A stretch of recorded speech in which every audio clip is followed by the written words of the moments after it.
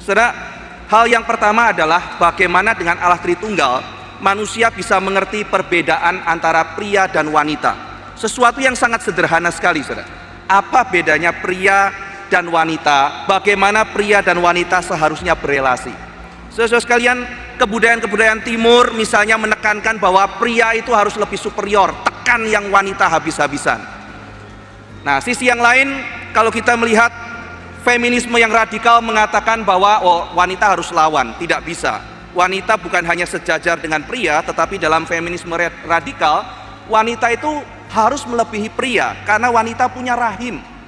Wanita bisa melahirkan anak, itu kapasitas-kapasitas yang pria tidak miliki.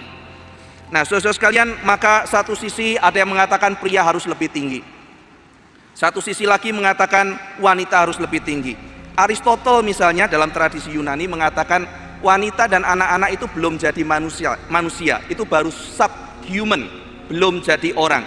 Maka laki-laki tentunya lebih superior dibanding dengan wanita.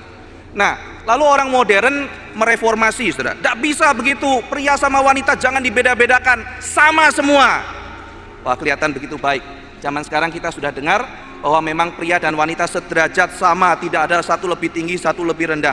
Wanita pria sama, tapi kadang-kadang kita melihat orang modern kebablasan. Pria sama wanita sama, sampai akhirnya mereka tidak membedakan pria dan wanita. Sehingga akhirnya pria boleh jadi wanita, wanita boleh jadi pria, gitu ya. Nah, tetapi saudara sekalian, ketika kita melihat kitab suci, kita melihat dalam prinsip Tritunggal, Allah Bapa, Allah Putra, Allah Roh Kudus itu sederajat. Mereka Allah, tidak lebih tinggi satu dari yang lain. Tetapi kita melihat ada sesuatu yang disebut dengan ordo, di mana Bapa, lalu kemudian urutannya Anak, dan lalu kemudian Roh Kudus. Allah Tritunggal mengajarkan pada kita bahwa ordo dan ketundukan tidak berkait dengan lebih rendah dan sesuatu yang lebih tinggi. Maka relasi antara pria dan wanita di dalam kekristenan jelas sekali. Pria dan wanita sederajat di mata Allah, tetapi memiliki perbedaan ordo. Demikian nanti di dalam pernikahan, bagaimana istri submit kepada suaminya. Di situ Yesus Kristus memberikan teladan terbesar. Ketundukan wanita kepada pria adalah sebuah ketundukan sukarela yang didasarkan pada pemahaman akan cinta kasih. Nah, saudara sekalian, sesuatu yang sangat sederhana, tetapi di tengah-tengah kerumitan pemikiran manusia, Allah Tritunggal memberikan sebuah cahaya, sehingga keluarga-keluarga Kristen, sehingga anak-anak Tuhan boleh menjalankan kehidupan keluarga dengan baik. Di mana pria meletakkan posisinya, di mana wanita harus meletakkan posisinya, begitu jelas diungkapkan di dalam Allah Tritunggal. Berikutnya, saudara sekalian, mengenai masalah cinta. Nah, cinta ini kan fondasi. Kita mau bicara ekonomi, bicara cinta. Mau bicara mengenai sosiologi, bicara cinta. Mau bicara psikologi, mau bicara cinta. Saudara sekalian, model cinta, kalau kita lihat misalnya di dalam tradisi filsafat itu ada model cinta egois, ada model cinta lack, misalnya seperti itu. Nah, model cinta yang lack atau kekurangan ini misalnya dari tradisi Yunani.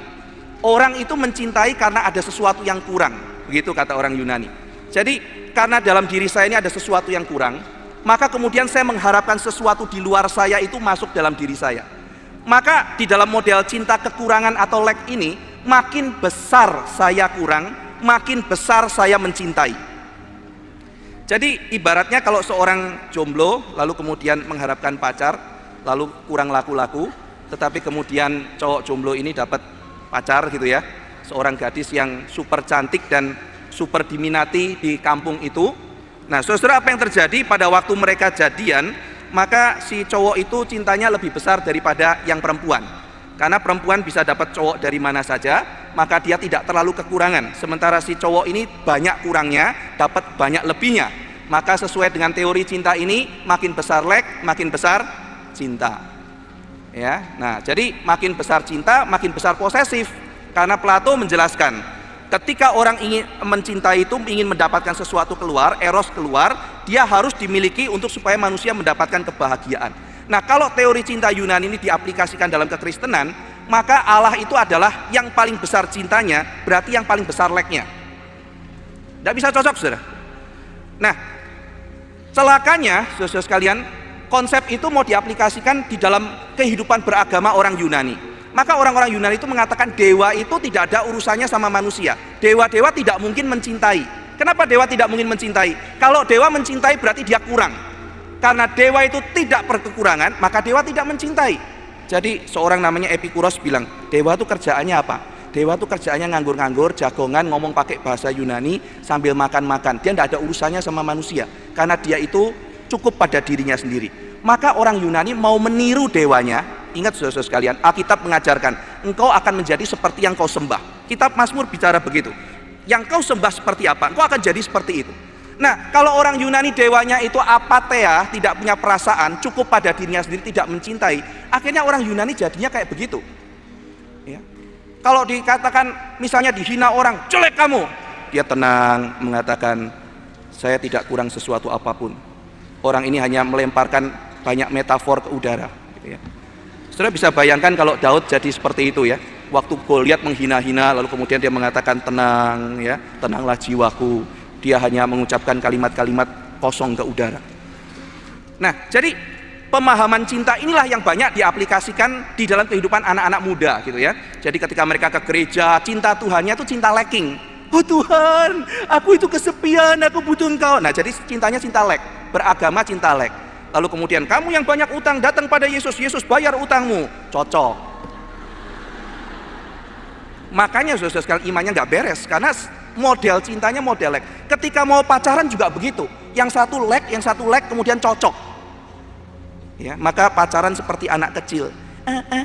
Aku mau ke sana. Saya lihat film gitu ya. Aku nggak mau. Ih, jijik gitu ya. Saudara, saya nggak bisa bayangkan manusia hidup seperti orang gimana ya itu ya. Orang dewasa ngomong seperti kayak anak-anak kecil yang nggak matang gitu. Itu konsep cintanya salah semua, saudara. Nah, ini kelihatan sederhana ya, tetapi saudara lihat ketika diaplikasikan jadinya jadi aneh begini. Allah Tritunggal ajarkan apa saudara? Misalnya dalam Yohanes pasal pertama dikatakan dari kelimpahannya, dari kepenuhannya, maka kita menerima anugerah demi anugerah. Jadi kasih di dalam Allah itu adalah kasih yang muncul bukan karena lek, tapi justru muncul di dalam kepenuhannya. Jadi jika demikian, maka orang Yunani mengatakan Tuhan tidak mengasihi karena Tuhan tidak berkekurangan. Salah. Justru karena Tuhan itu penuh, maka mengalir keluar. Maka Bapa tidak ada kekurangannya, tapi dia mengasihi anak. Sudah perhatikan, ini namanya partisipasio. Partisipasio berarti engkau bersekutu bukan karena engkau kurang. Engkau bersekutu karena engkau rindu untuk memberi, engkau rindu untuk berbagian, engkau rindu untuk menjadi sesuatu kesatuan dengan yang lain. Inilah cinta di dalam Tritunggal. Bapa mengasihi anak, anak mengasihi Bapa, Bapa mengasihi Roh Kudus. Di dalam ikatan inilah saudara sekalian, di dalam partisipasio ini, maka kita melihat kasih yang berdasarkan Tritunggal adalah kasih yang mengejar kedewasaan. Ketika satu orang pria dewasa di dalam Tuhan, pasangannya wanita dewasa di dalam Tuhan, lalu kemudian mereka saling berrelasi, saling berpartisipasi, maka muncul keindahan. Nah, saudara sekalian, itu bicara mengenai model cinta. Tadi kita sudah membahas mengenai pria dan wanita, model cinta. Yang ketiga, saudara sekalian, model persahabatan. Pak Billy sudah membahas di dalam Tritunggal itu saling memuliakan satu dengan yang lain. Maka saudara sekalian, di dalam kekekalan secara ontologi, manusia itu makhluk sosial. Allah Bapa selalu ada bersama Allah Anak dan selalu ada bersama Allah Roh Kudus. Mereka senantiasa hadir bersama-sama. Nah, dengan demikian kita melihat selalu ada diskusi ilahi. Kejadian pasal yang pertama ayat 26, marilah kita menciptakan. Kita melihat di situ ada diskusi intratrinitarian, di mana Allah Bapa berdiskusi dengan Allah Anak dan berdiskusi dengan Allah Roh Kudus. Itu sebabnya semua negara yang dipengaruhi oleh kekristenan yang percaya kepada Tritunggal itu lebih mudah dan kemudian terdorong untuk mempunyai sistem demokrasi. Kenapa saudara sekalian?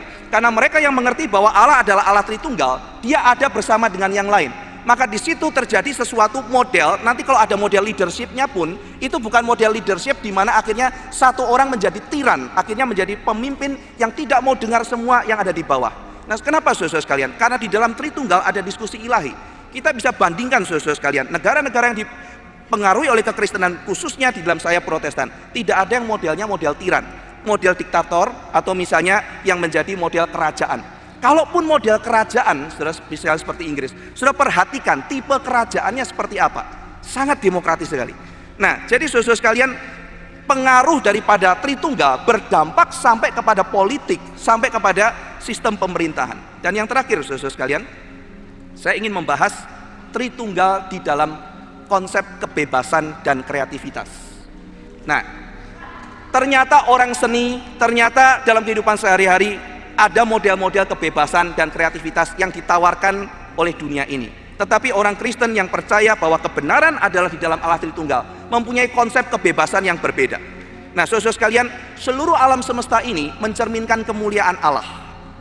Saudara, kalau misalnya membaca Mazmur pasal 19, jelas dikatakan di situ, langit menceritakan kemuliaan Allah, cakrawala memberitakan pekerjaan tangannya, hari meneruskan berita itu kepada hari, malam menyampaikan pengetahuan itu kepada malam.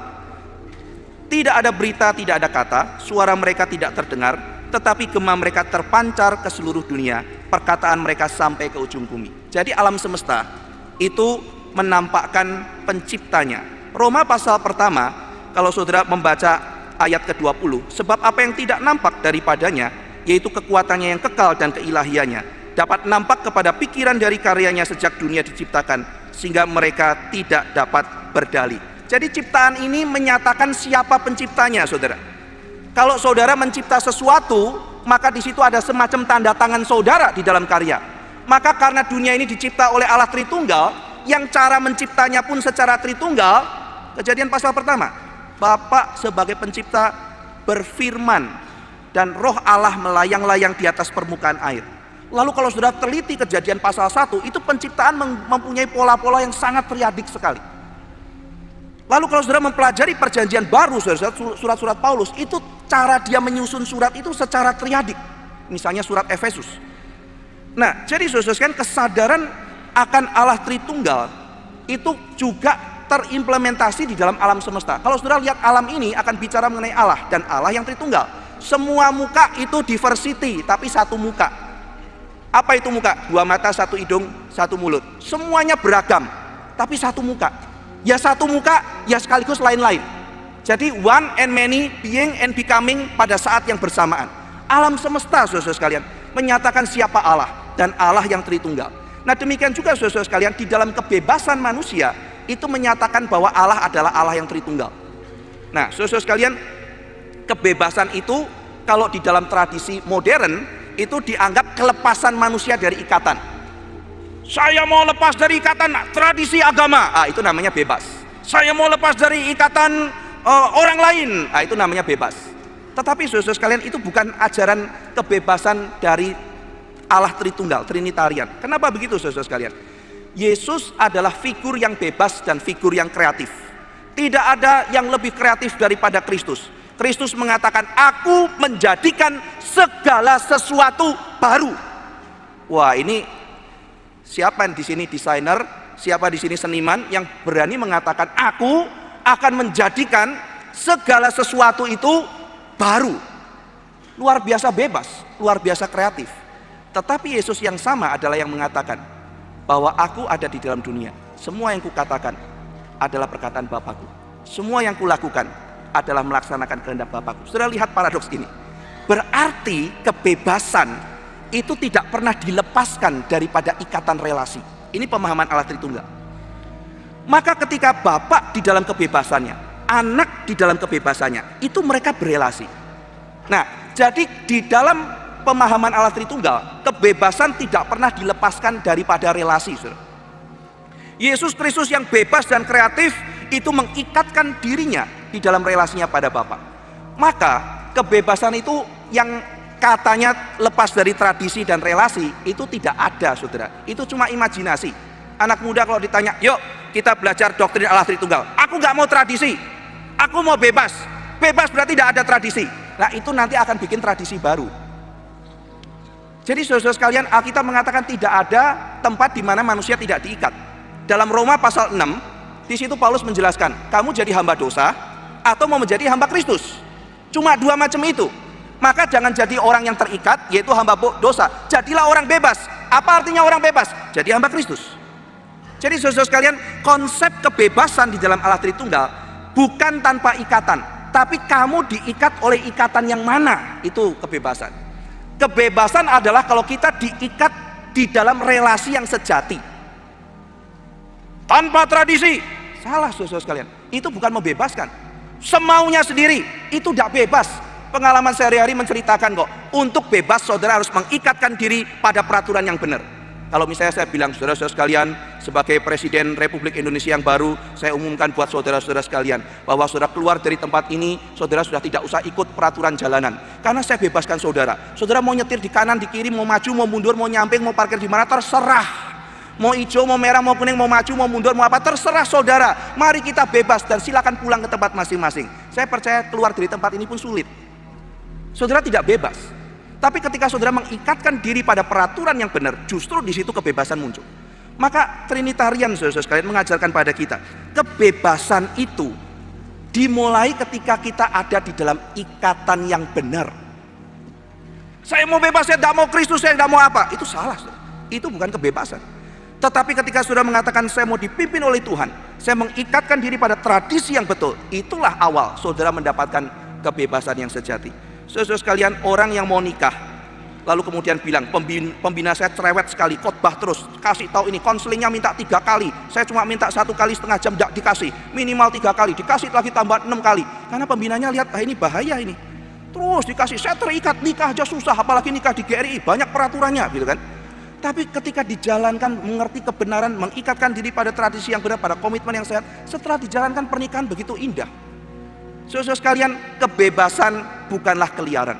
Kebebasan yang sejati adalah ketika saudara mengikatkan diri pada yang benar. Ini adalah model relasi kebebasan dan kreativitas di dalam Allah Tritunggal. Seorang namanya Vern Poythress mengatakan, bagi orang Kristen, kebebasan dan kreativitas diawali ketika orang datang pada Kristus, mengikatkan diri kepadanya.